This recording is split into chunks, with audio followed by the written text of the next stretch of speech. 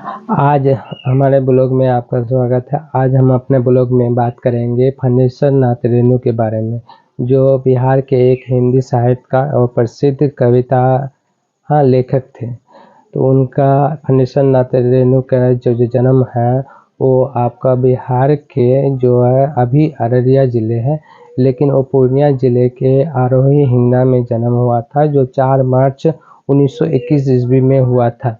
उनकी पढ़ाई जो है फारबिसगंज में जो है 10वीं कक्षा तक पढ़ाई हुई थी। फारबिसगंज की पढ़ाई करने के बाद उन्होंने अपनी पढ़ाई के लिए नेपाल में चले गए थे। नेपाल में उन्होंने अपनी आगे की पढ़ाई की। वहाँ से पढ़ाई करने के बाद उन्होंने आए तो यहाँ फ्रीडम फाइटर जो है यहाँ आपको स्वतंत्र सेनानी में ज्वाइन हुए। तो उन्होंने स्वतंत्र सेनानी में ज्वाइन होकर उनके साथ काम किए। उसके बाद जब उन्होंने गांव में आए तो गांव की दुर्दशा देख के उनके बहुत ख़राब लगी। तो उन्होंने गाँव की जो है दुर्दशा देखी।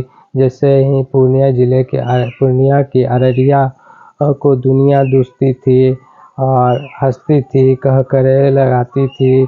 तो उनकी उनको हृदय में चोट लगा तो उन्होंने अपने कलम पे उन्होंने कविताएं लिखने चालू कर दी। तो उसी से एक जो है आपका मेला आंचल है, जो गांव की दुर्दशा के बारे में लिखते हैं उन्होंने, कि गांव में आज भी जो है तो शहर में जो प्रगति हुई है, लेकिन गांव में आज भी पिछड़े के पिछड़े है। जो रोड नहीं है, जो उड़ती हुई धूल आती है, खेतों की जो धूल जो है आदमी को लगते हैं। उसके बाद आपका जो गांव में पिछड़ापन है, उसके बाद सबसे बड़ी थी वहाँ पे जातिवादी की ब्राह्मण जो है अलग रहते थे, और जो आपका यादव समाज है वो अलग है, राजपूत समाज वो अलग है। वो कोई समाज जो है, यदि आज किसी के घर में जो छोटे जाति थे जैसे मुसर हुआ, उनका जो है अलग है, वो देख के उनको हृदय में बहुत चोट लगी। तो उन्होंने उसी के बारे में मेला आंचल लिख दिए कि जो मेरे आंचल ही मेला है, तो हम इससे प्रगति कैसे करेंगे। जब तक आंचल को साफ नहीं करेंगे तो हम प्रगति में नहीं जा सकते हैं। तो उसी प्रकार फणीश्वर नाथ ने मेला आंचल को लिखा। तो फणीश्वर नाथ रेणु का नाम रेणु किस प्रकार पड़ा, तो वो जब उनकी तबीयत खराब हुई थी बहुत, वो तो सीरियस हो गए थे, तो उन्होंने हॉस्पिटल में भर्ती कराया था। तभी उनके एक नर्स ने उनकी देखभाल की थी जिसका नाम था रेणु। तो उससे बाद में उन्होंने उनसे शादी भी कर ली। तो उसी रेणु के नाम से ही उन्होंने अपना नाम बाद में रेणु जोड़ लिया। उनका नाम पूरा नाम था फणीश्वर नाथ मंडल, जो अभी फणीश्वर नाथ रेणु के बारे में कहते हैं। और आप जो हिंदी साहित्यकार पढ़ने वाले हैं तो वो या फिर जानकारी रखने वाले हैं तो वो फणीश्वर नाथ रेणु के बारे में जानते हैं, क्योंकि फणीश्वर नाथ आज किसी के मोहताज नहीं है पहचान के।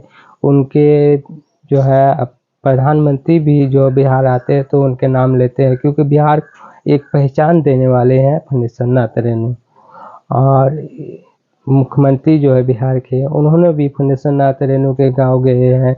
उनके घर में बथुआ के साग और उसके बाद भक्का, जो यहाँ के गाँवों को जो है इस मौसम में, ठंडी के मौसम में जो है भक्का का प्रसिद्ध है। आपको हर गांव में, बिहार के कहीं भी चल जाइए गांव में, वो भक्का मिलेंगे खाने के लिए। तो वो जाके वहाँ पे खाए। तो अभी तो थोड़ा से गांव में थोड़ा से है कि आपका रोड बना है, सड़कें बनी है, और थोड़ी सी पिछले से थोड़ा सा सुधार हुआ है गाँव की दशा। लेकिन आज भी जो है, जैसे पहले जातियों में बटे हुए थे तो अभी धर्मों में बटे हुए हैं, क्योंकि वो हिंदू है, वो मुस्लिम है, वो सिख है, वो ईसाई है, इसी प्रकार से बटे हुए समाज है।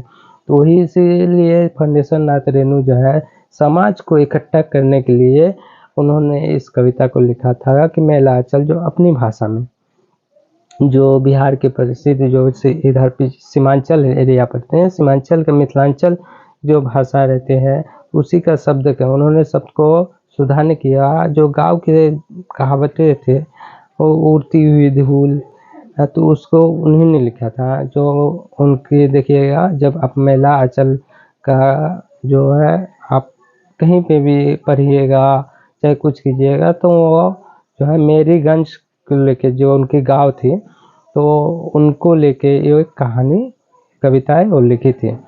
तो उनका और एक आप बिहार के बारे में ये है, तो उनकी एक फ़िल्म भी आई थी, तीसरी कसम। तो फणीश्वर नाथ का ही लिखा हुआ था तीसरी कसम, जो आपका राज कपूर साहब ने उसके फ़िल्म में किरदार किए थे, जो पुणे ज़िले का जो है उसको शूटिंग हुए थे, उनके ही गाँव के। और यहाँ से एक रेलवे स्टेशन दिखाया गया था, जो आपको गर्वनली रेलवे स्टेशन, जो पूर्णिया में आते हैं। उसके बाद एक मेला लगा था, मेला जो है वो बिहार के ही गुलाब बाग में मेला लगते हैं, तो उन्हीं के में दिखाया गया था उस मेले को।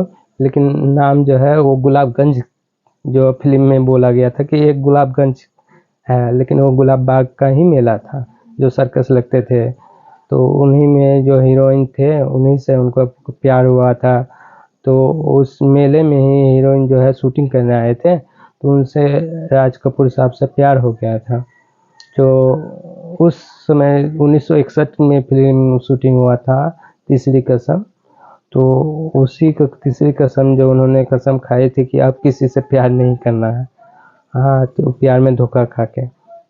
और फणीश्वर नाथ के गाँव का ही उसका फुटेज था, आपको वीडियो हुआ था, जो कि आधे वीडियो जो है वो शूटिंग यहीं पे हुए थे, उनके गाँव में, अरोही में। और बहुत सारे शूटिंग आपको गर्वनली में हुए, गुलाब बाग में हुए, जो उनके गाँव में जो है वो जो घोड़ी, आपका गाय का जो बैल का गाड़ी था, उनकी जो रेस थी, वो उन्हीं के गाँव के हुए थे, फणीश्वर नाथ रेणु के। तो आप यदि जानना चाहते हैं बिहार के बारे में और इस पूर्णिया ज़िले के बारे में, तो आपको फणीश्वर नाथ रेणु के हिंदी साहित्य आपको एक बार ज़रूर देखना चाहिए।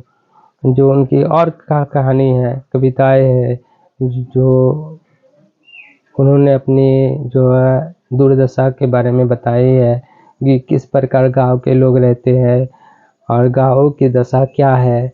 और गाँव में जो हॉस्पिटल नहीं है, स्वास्थ्य नहीं है, और चिकित्सा के लिए गाँव के लोग अधिक से मारे जाते हैं, या फिर जो है उसको उपचार नहीं कर पाते हैं। उनको उपचार के लिए शहर आते-आते उनको देर हो जाती है। उसी को लेके उनको एक ये किए थे मेला आंचल का।